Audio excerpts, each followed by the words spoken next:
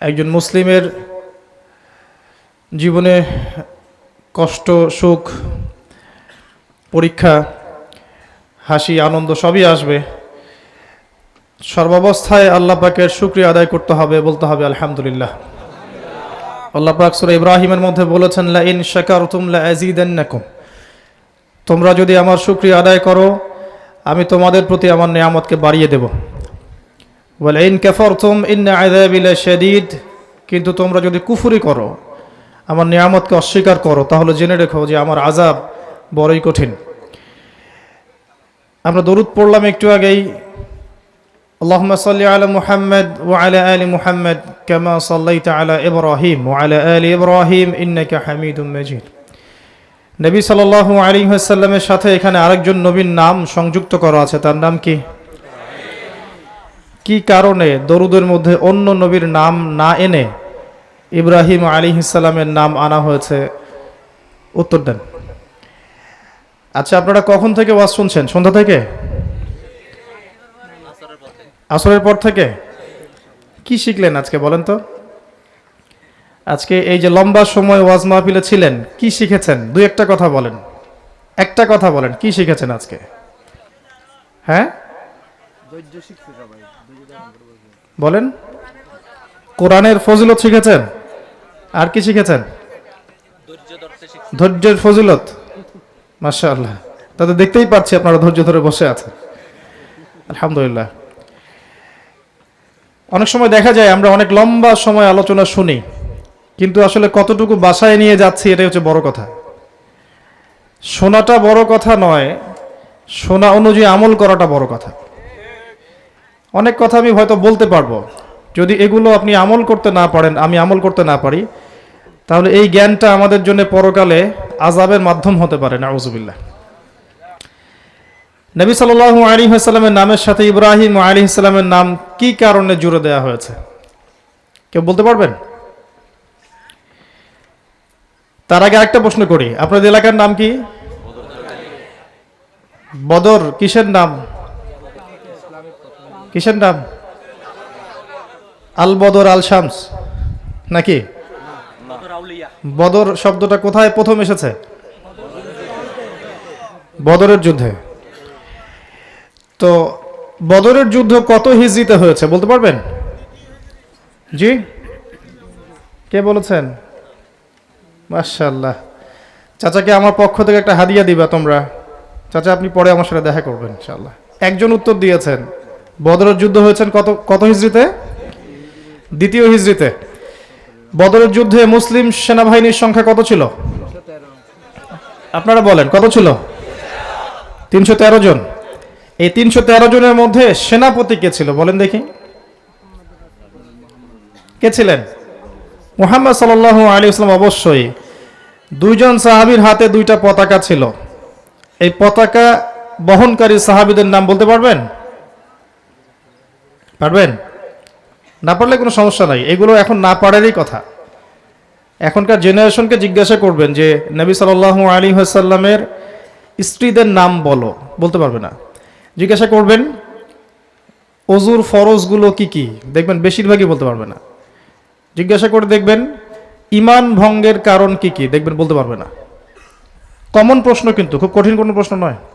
নবী সাল্লাল্লাহু আলাইহি ওয়াসাল্লাম কত হিজরিতে বদরের যুদ্ধ করেছেন, কত হিজরিতে উহুদের যুদ্ধ করেছেন, তার জন্মসাল কবে, তার ইন্তেকালের সাল কবে, তিনি মক্কায় কত বছর ছিলেন, মদিনায় কত বছর ছিলেন, কোরআনে কতগুলো সূরা আছে, কতগুলো আয়াত আছে, বেসিক কিছু প্রশ্নের উত্তর দেখবেন এখনকার জেনারেশন দিতে পারে না।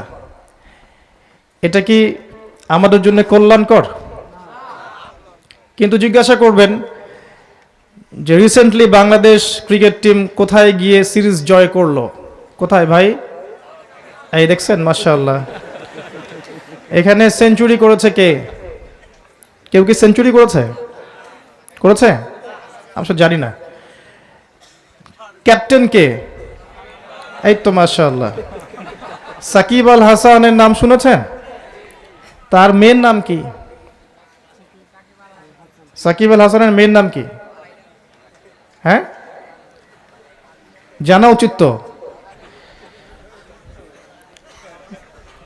শাহরুখ খানের নাম শুনেছেন? আমির খানের নাম শুনেছেন? সালমান খানের নাম শুনেছেন? বলিউডের এমন 10 জন হিরোর নাম বলতে পারবেন? পারবেন ইনশাআল্লাহ। ক্রিকেট টিমের 10 জন প্লেয়ারের নাম বলতে পারবেন? আমি জানি পারবেন ইনশাআল্লাহ। ফুটবল টিম বা যে হলিউড বলিউড বাংলাদেশের যারা আছে নাটক সিনেমা মুভিজ সব কিছুর নাম মাশাআল্লাহ এদের মুখস্থ এই জেনারেশনের। কিন্তু একটু জিজ্ঞাসা করেন যে 10 জন জান্নাতের সার্টিফিকেট প্রাপ্ত সাহাবীর নাম কি? যে 10 জন সাহাবীকে নবী সাল্লাল্লাহু আলাইহি ওয়াসাল্লাম এই পৃথিবীতেই জান্নাতের সুসংবাদ দিয়েছেন। এটি চারটাখানি কথা নাকি? এই পৃথিবীতেই জান্নাতের সুসংবাদ প্রাপ্ত সার্টিফাইড যে তারা জান্নাতে যাবেন ইনশাআল্লাহ, এমন 10 জন সাহাবী নাম বলতে পারবেন? একজন সাহস করেন দেখি, বলতে পারবেন? একজন সাহস করেন, কে বলতে পারবেন? পুরস্কার দিব ইনশাআল্লাহ। কি পুরস্কার নেবেন বলতে পারবেন? আমি হেল্প করি। আবু বকর সিদ্দিক, ঠিক আছে একজন। ওমর ইবনুল খাত্তাব, ঠিক আছে। উসমান বিন আফফান, ঠিক আছে। আলী ইবনে আবি তালেব, তারপর বলেন। আব্দুর রহমান বিন আউফ, তারপরে তালহা রাদিয়াল্লাহু আনহু, জি। সাদ ইবনে আবি ওয়াক্কাস। পিছন থেকেই সব বলছে, সামনে থেকে কিছুই বলছে না। পিছনে তো আলেম ওলামারা বসছে, তারা তো জানবেই। তো দেখেন 7টা তো পারলেন।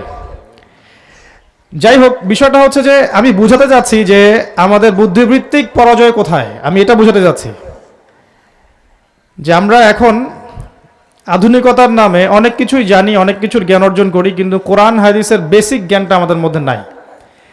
20 বছর আপনি পড়াশোনা করেছেন, ধরে নেন যে 20 বছর পড়াশোনা করেছেন, এসএসসি করেছেন, এইচএসসি, অনার্স মাস্টার্স করেছেন, বিবি এমবিএ করেছেন, ডক্টরেট ডিগ্রি নিয়েছেন, আলহামদুলিল্লাহ, খুব ভালো।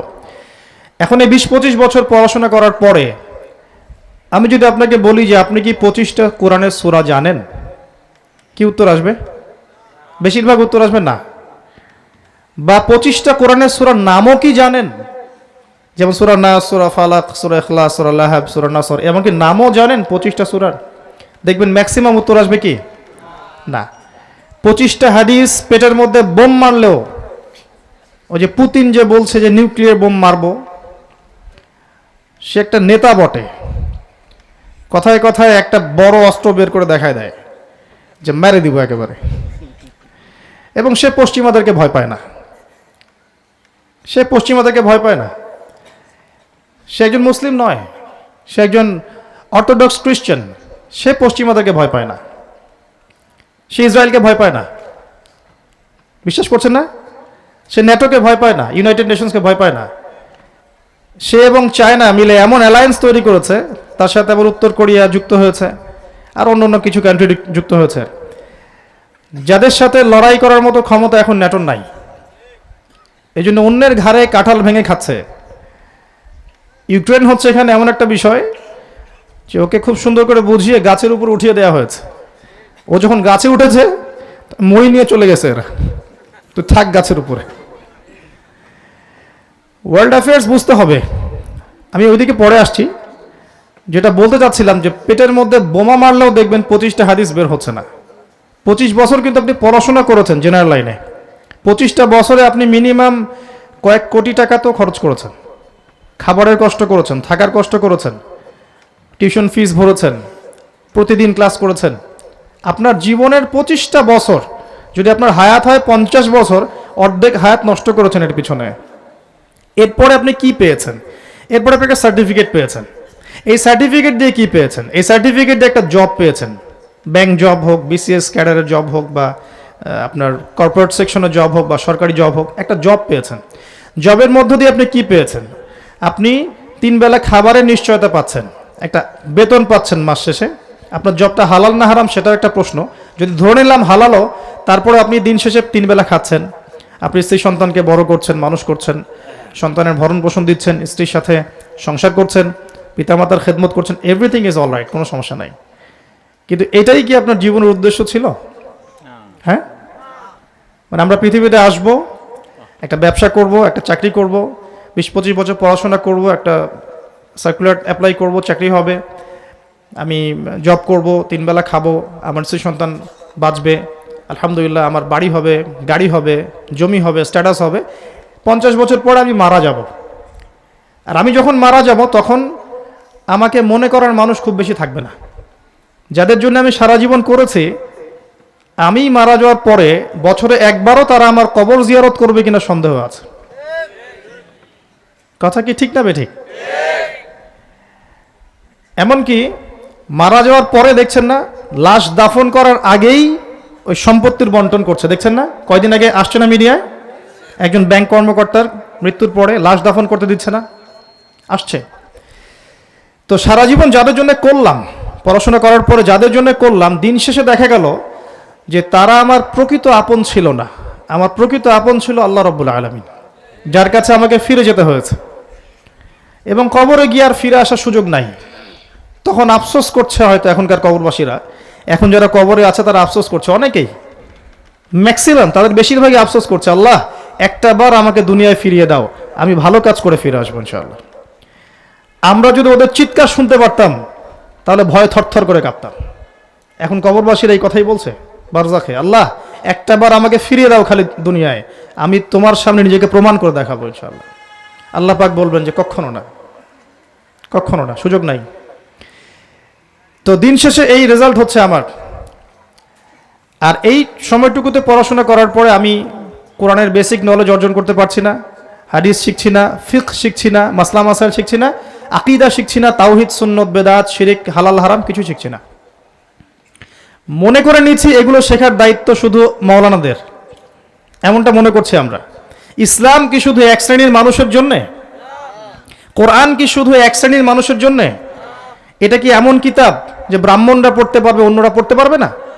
এমন ক্লাসিফিকেশন আছে না? কোরআন সবার জন্যে, শুধু মুসলিমদের জন্যই নয়, কোরআন তো সমস্ত মানব জাতির জন্যে।